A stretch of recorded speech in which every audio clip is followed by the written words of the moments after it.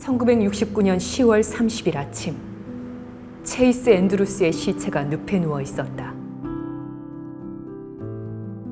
자칫하면 소리 없는 늪이 삼켜버려 영원히 발견되지 않았으리라. 죽음을 속속들이 하는 늪으로서는 비극도 죄도 아무 일도 아니다.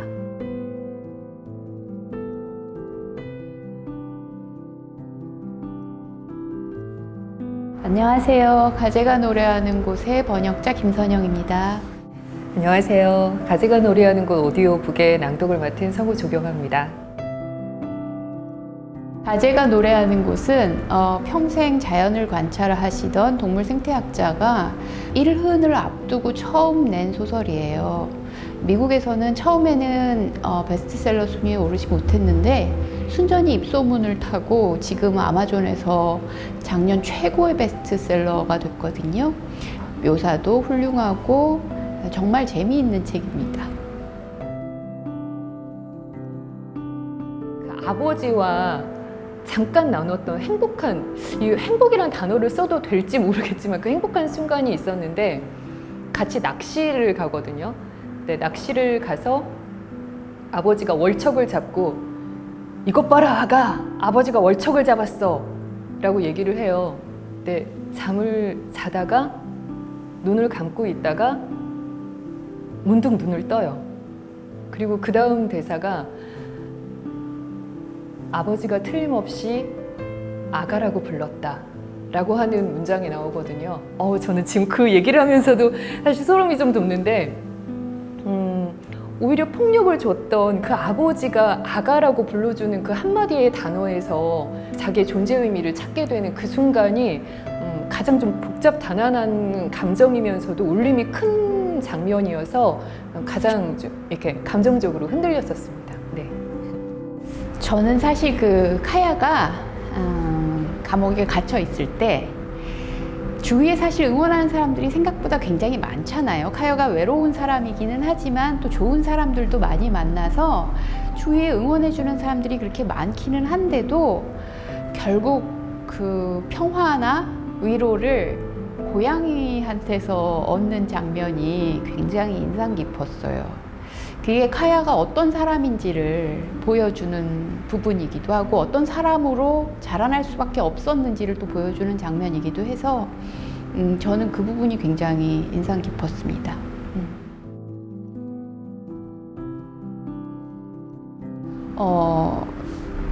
카야가 굉장히 인상적인 여주인공이잖아요. 그래서 카야에게 당신의 모습이 투영되어 있는가, 저는 그게 궁금해서 여쭤봤더니 상당 부분 당신의 모습이 투영되어 있지만, 그리고 그 중에서 가장 중요한 건 이제 외로움이라는 감정이 그려지는 방식인데요. 사실 카야는 외로움을 선택한 건 아니잖아요. 작가 선생님은 외로움을 스스로 선택하셨고 그 삶에 후회가 없으시다라고 얘기를 했고, 그 삶에서 얻은 것 이 책에 잘 드러나 있는 것 같아요.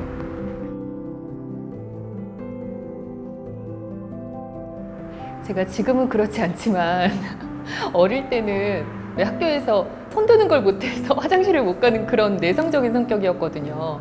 그래서 아마 외부 세계에 도움을 요청할 만한 그런 외향적인 성격도 안 되고 또 카야만큼 자생력이 있을 것 같지도 않아요. 그래서 생존 자체가 힘들지 않았을까, 아주 가련한 인생을 살지 않았을까 하는 생각이 듭니다. 카야가 그랬어야 대단해요. 네.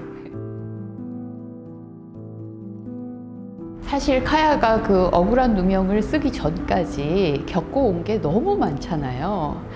거기까지 가기 전에 저는 몸과 마음이 지쳐서 나가 떨어졌을 것 같고요. 제가 카야에 대해서 정말 대단하다고 생각하는 점은 학교에서 자존심이 꺾이는 경험을 하는데 자존심이 꺾이는 상황을 피했다는 거, 자기 자존심을 지키는 힘, 그 어떤 편안함이나 안락함이나 맛있는 것 앞에서도 자기 자존심이 가장 중요한 그 힘으로 그 상황들을 타개해 나가는 것 같아요. 가장 안타까웠던 점은 아빠가 사실은 어떤 면에서 아주 객관적으로 보면 없는 이만 못한 아빠일 수도 있잖아요. 근데 그 아빠가 자기가 해준 밥을 먹고 맛있다고 아가하고 불러줬을 때 그 아기가 너무 행복해하는 그 순간이 저는 너무 감정이입이 됐어요. 그때 하고 오랫동안 헤어져 있다가 못 본 오빠한테 신경질을 내는 부분이 있었어요. 오빠가 없어도 나는 혼자서 잘 살았다. 근데 그럴 때 카야가 굉장히 인간적으로 보이는 것 같아요. 보통은 너무 씩씩해서 이렇게 할 수가 있나 싶지만 가끔씩 그렇게 왜 너무 평범한 면을 드러낼 때 그때 너무 안쓰럽고 기특했던 것 같아요. 안타까웠던 부분이 전반적으로 하나 있었는데요. 카야가 혼잣말을 많이 해요. 근데 그 혼잣말을 하는 게 자기 의지는 아니었고 고립됐기 때문에 그렇긴 하지만 그 혼잣말을 내면으로 할 때도 있지만 대상이 없는 누군가에게 그냥 외치듯이 이렇게 할 때도 많거든요. 끊임없이 외부 세계를 향한 몸부림으로 느껴져서 전 그 혼잣말을 할 때가 전반적으로 좀 안타깝다는 생각이 들더라고요. 그리고 이제 어떤 특정한 일화를 말씀을 드리자면 사랑하는 남자에게 폭력을 당하는 장면이 있어요. 근데 그 폭력 자체도 고통스럽고 아픈 거긴 하지만 전 그 장면에서 무엇 때문에 가슴이 아팠냐면 우리가 인생을 살다 보면 우리 DNA에 누가 이렇게 콕 박아둔 게 아닌데도 엄마의 인생은 딸에게 혹은 아버지의 인생은 아들에게 아니면 뭐 가까운 누군가의 인생이 나에게 이런 식으로 인간의 어떤 굴레가 느껴지는 그런 순간이 있거든요. 어떤 그 인생의 질곡이라고 해야 되나요? 근데 카야가 그런 어떤 폭력을 당하는 순간에 가장 엄마를 이해하게 되는 순간이었지 않았을까 싶어요. 엄마가 이런 인생을 살았구나 하는 그 좌절감과 동시에 엄마를 이해하게 되는 순간 그 아주 복잡 단단한 그 감정이 한꺼번에 밀려왔을 것 같아요.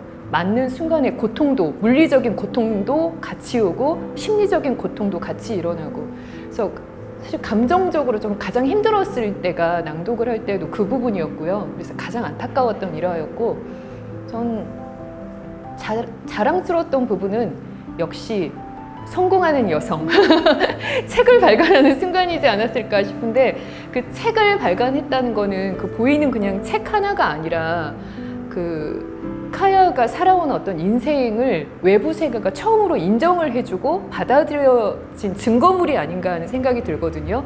그런 면에서 그 책 발간됐을 때 카야도 너무 기뻐했지만 저도 너무 자랑스러운 순간이었습니다. 저는 사실은 그 책을 읽고 글을 쓰게 만들어준 사람이 있잖아요. 사람이 떠난 후에도 책을 읽고 글을 썼다는 게 가장 자랑스러워요.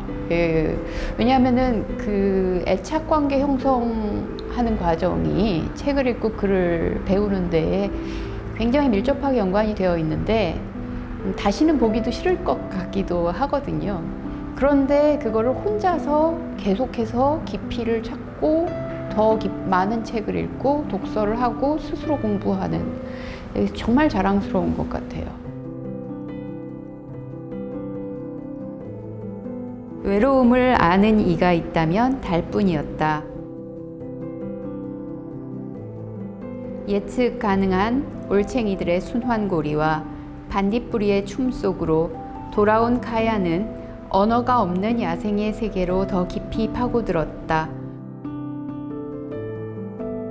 한창 냇물을 건너는데 발밑에서 허망하게 쑥 빠져버리는 징검돌처럼 누구도 못 믿을 세상에서 자연만큼은 한결같았다. 일단 여러 가지 책들, 그러니까 뭐 에세이라던가 자기계발서 뭐 이런 책들과는 좀 다르게 소설은 여러 인물을 표현해야 되고 또 특히 감정을 표현해야 하기 때문에 좀 낭독자라기보다는 연기자의 마음가짐을 가지게 되거든요. 근데 연기자로서 저는 등장인물들을 표현을 하려면 제가 이성적으로나 뭐 도덕적인, 윤리적인 시선으로 옳고 그름을 판단을 하기보다는 그 등장인물들이 가진 욕망과 그 감정에 좀 충실하게 돼요. 그래서 왜 연기자들이 악인도 표현할 수가 있는 거죠.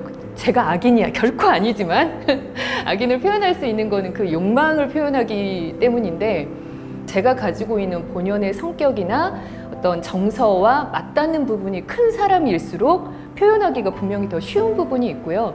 그렇다면 아무래도 남성보다는 제 살아온 삶이 여성으로서의 삶이 있기 때문에 여성이 표현하기가 아무래도 더 쉬운 부분이 있고, 결론적으로 말씀드리자면 어떤 성별이나 혹은 남자다 여자다, 나이가 들었다 어리다 이런 거에 특정해서 감정을 이입하기가 더 쉽다 어렵다라고 말씀드리긴 어렵지만, 이 카야의 삶을 살아가는 데 있어서는 감정이입을 하는데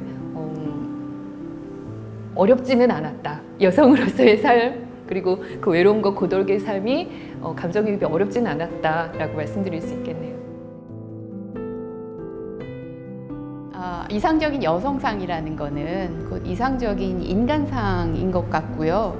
제가 생각하기에는 이 책을 맥락으로 해서, 물론 이상적인 인간이라는 게 뭐 완벽할 수는 없지만은 이상적인 인간상이라는 것을 생각해 본다면, 자기가 통제할 수 없는 거는 휘둘리지 않고, 바깥에서 규정하는 말에 눈치 보지 않고, 그 다음에 자기가 정한 원칙에 따라서 일관되게 인간적인 품위를 잃지 않는 사람, 그런 사람인 것 같아요. 네. 인간적인 품위란 말 너무 멋지다. 인간적인 품위를 잃지 않는 어떤 상황에서도. 네. 그 굉장히 어려운데 정말. 카야는 그런 사람이었던 것 같아요. 저도 작가님 말씀에 굉장히 동의하는 바인데, 제가 생각하는 이상적인 여성상이라고 한다면 조화와 균형에 있지 않을까 싶어요. 카야도 어떻게 보면 극단적인 삶을 살았지만 결국 끊임없이 외부 세계를 갈망해서 완벽하게 사회로 돌아갔다고 힘들다고 말할 수 있겠지만 그 나름의 균형을 맞추는 삶을 살아왔다고 생각하거든요. 삶에서 그런 균형감을 잃지 않고 조화를 이루는 삶을 살아가는 사람, 저는 그렇게 생각합니다.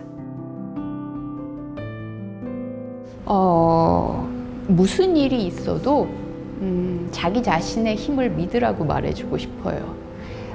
카야 안에 스스로도 있는 줄 모르던 힘들을 굉장히 여러 가지 일들을 겪으면서 스스로 발견해 나가고 깨우치잖아요.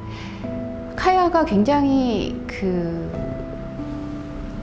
대단한 점이 세상을 계속 관찰한다는 거거든요. 자기 자신의 힘을 믿은 다음에 자기 자신 안에 몰입하지 않고 바깥 세상을 계속 관찰하면서 밖으로 나가는 모습이 꼭 우리 딸한테도 세상을 배우고 관찰하고 절대로 자기 자신을 과소평가하지 말라고 말해주고 싶어요. 카야의 목소리를 들려드립니다. 우리 스토리텔에서 만나요.